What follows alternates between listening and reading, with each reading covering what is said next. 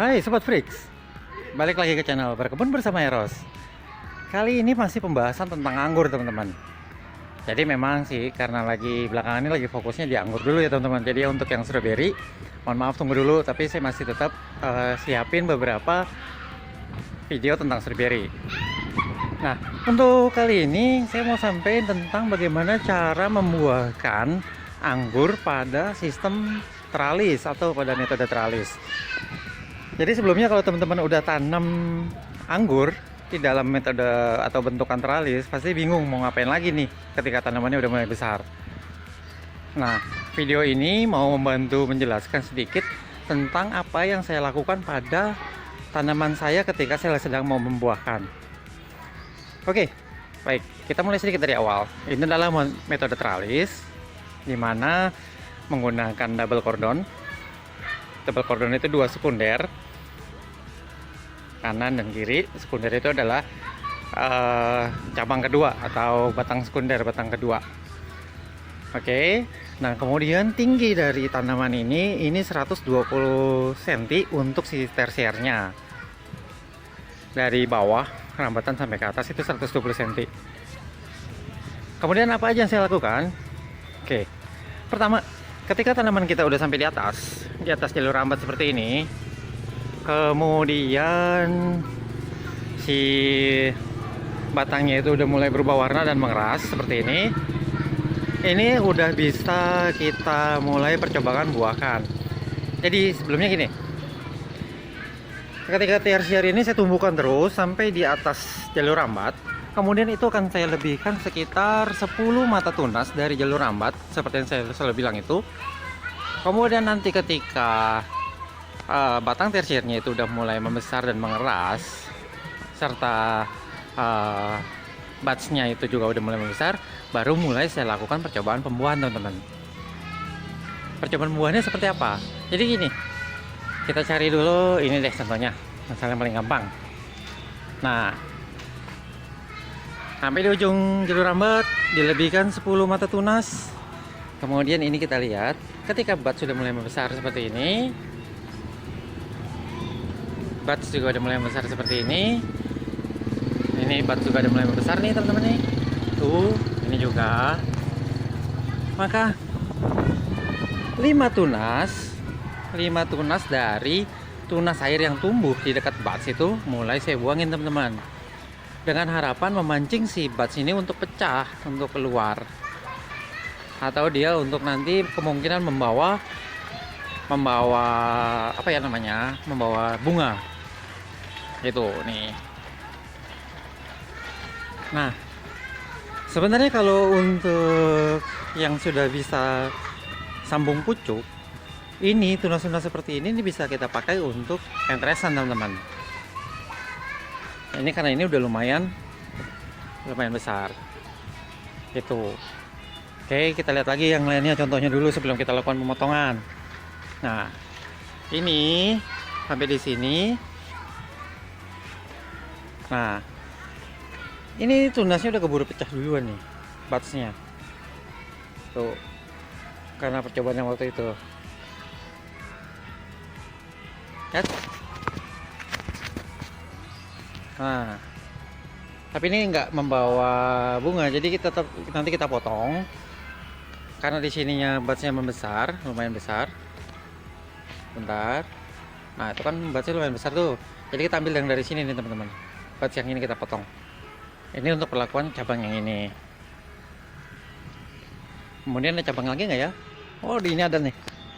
Oke, ini juga masih sama dari pohon yang sama. Lihat.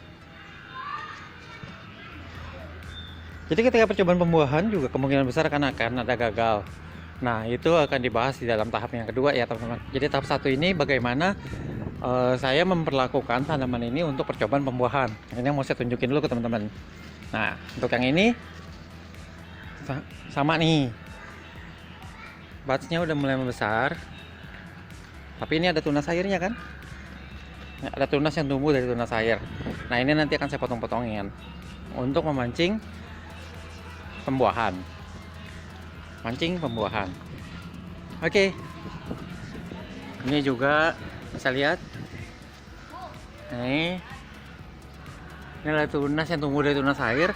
Ini ada batsnya besar nih. Nih. Jadi kita mulai akan potong juga. Oke. Yang pertama ini kita siapkan itu adalah gunting dahan. Jadi karena ada beberapa batang anggur itu agak sedikit keras, makanya kita menggunakan gunting yang nggak biasa, nggak seperti gunting-gunting rumahan ya. Ini namanya adalah gunting dahan. Nah, untuk bats yang udah besar ini, karena ini ada di ujung, ini akan kita buang tunasnya. Kita periksa dulu apakah ada bunga. Kalau ada bunga kan sayang. Oke, karena nggak ada, buang. Satu. Ini juga. Dua. Nah, ini juga ada. Tiga.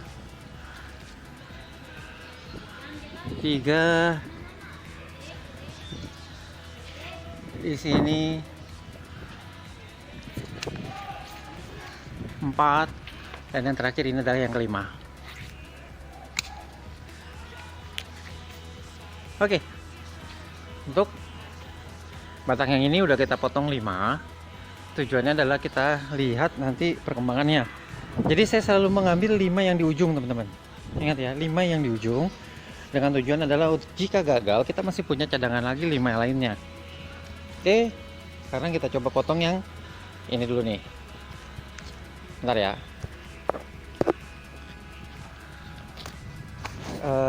Saya harus taruh dulu karena ini agak susah, jadi nanti sebentar saya pause dulu ya. Nah, ini adalah hasilnya teman-teman. Ini batsnya, ini juga masih batsnya, ini batsnya, ini masih batsnya. Nah, untuk tunas yang tumbuh dan itu terlalu vigor, itu baiknya dibuang juga. Karena itu kemungkinan besar akan memakan nutrisi tanaman itu juga.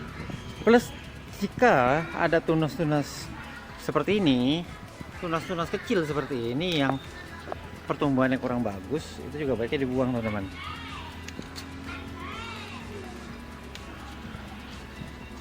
Pada saat musim hujan juga baiknya dikurangi sedikit jumlah daunnya. Tujuannya adalah agar jamur tidak berkembang atau tidak terlalu banyak jamur yang tumbuh di dalam tanaman ini. Begitu. Nah, nanti hasilnya seperti apa? Dari percobaan itu biasanya akan membawa bunga pada bagian ujung-ujungnya teman-teman.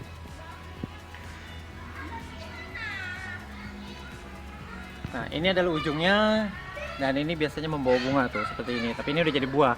Saya mau kasih contoh yang pembuktiannya sebentar. Kita mesti jalan sedikit. Oh, di sini. Nah, dari ujung ini biasa keluar dari bats-bats itu akan keluar membawa bunga teman-teman, seperti ini. Ini adalah bunga. Kemudian ini bisa dilihat, ini bunga ya, cabangnya ini bunga tuh, ini juga ada bunganya.